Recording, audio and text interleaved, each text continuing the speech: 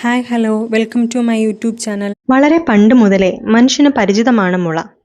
ഈ മുളയുടെ വിശേഷങ്ങളെപ്പറ്റി നമുക്കറിഞ്ഞാലോ?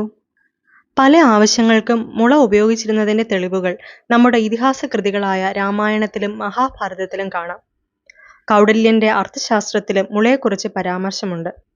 പാവപ്പെട്ടവൻ്റെ തടി, പച്ചസ്വർണം, മറ്റൊരു കൽപ്പവൃക്ഷം എന്നിങ്ങനെ പല പേരുകളും ഭാരതീയർ പണ്ടേ നൽകിയിട്ടുള്ളതിൽ നിന്ന് മുളയുടെ പ്രാധാന്യം മനസ്സിലാക്കാം. ചൈനക്കാർ മനുഷ്യന്റെ സുഹൃത്ത് എന്നും വിയറ്റ്നാംകാർ എൻ്റെ സഹോദരൻ എന്നുമാണ് മുളയെ വിശേഷിപ്പിക്കുന്നത്. വിവിധ ജനസമൂഹങ്ങൾക്ക് മുള എത്രമാത്രം ഉപകാരപ്രദമാണെന്നതിന് തെളിവാണിത്.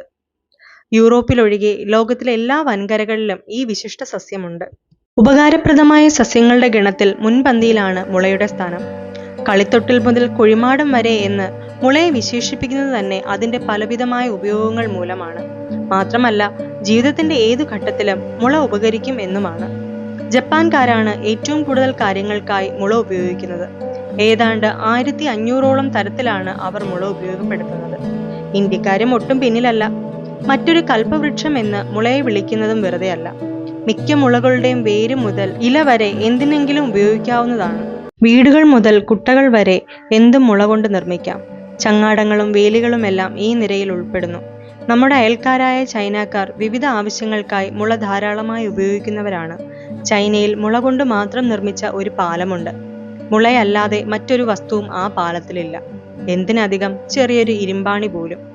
521 മീറ്റർ നീളമുള്ള ഈ പാലം ഒരുപക്ഷെ ലോകത്തിലെ തന്നെ ഏറ്റവും നീളമേറിയ മുളമ്പാലമാകാം. 82 ജോലിക്കാർ 70 ദിവസത്തെ കഠിനാധ്വാനം ചെയ്താണ് ഈ പാലം നിർമ്മിച്ചത്. ഈ നീളം പാലം കൂടാതെ മുള ഉപയോഗിച്ച് നിർമ്മിച്ച വേറെയും പാലങ്ങൾ ചൈനയിലുണ്ട്. പാർപ്പിടം, പന്തൽ, വേലി തുടങ്ങിയവയുടെ നിർമ്മാണത്തിന് പ്രാചീന കാലം തൊട്ടേ മുള ഉപയോഗിച്ചു വരുന്നു. കളിപ്പാട്ടങ്ങൾ, സംഗീത ഉപകരണങ്ങൾ എന്നിങ്ങനെ പലതും മുള കൊണ്ടുണ്ടാക്കുന്നു. ഏണി, വള്ളം, ഊന്നാനുള്ള കഴ എന്ന് തുടങ്ങി നിത്യജീവിതവുമായി ബന്ധപ്പെട്ട പലതിനും മുള അത്യാവശ്യമാണ്. ഇവ കൂടാതെ ആധുനിക കാലത്ത് കോൺക്രീറ്റ്, പാക്കിംഗ് പെട്ടികൾ, പേപ്പർ തുടങ്ങിയവയുടെ നിർമ്മാണത്തിന് അസംസ്കൃത വസ്തു എന്ന നിലയിലും മുളയ്ക്ക് വളരെ പ്രാധാന്യമുണ്ട്. മുളയുടെ കൂമ്പും അരിയും ഭക്ഷ്യയോഗ്യമാണ്. വേരിനും ഇലയ്ക്കും ഔഷധ ഗുണമുണ്ട്. ഇന്ത്യയിലും ചൈനയിലും പല അസുഖങ്ങൾക്കും മുളയില ഔഷധമായി ഉപയോഗിക്കുന്നുണ്ട്. കൂടാതെ നല്ലൊരു കാലിത്തീറ്റ എന്ന നിലയിലും മുളയില ഉപകരിക്കുന്നു. ആദിവാസികളും മറ്റും പുരമേയാനും ഇത് ഉപയോഗിച്ചു വരുന്നു.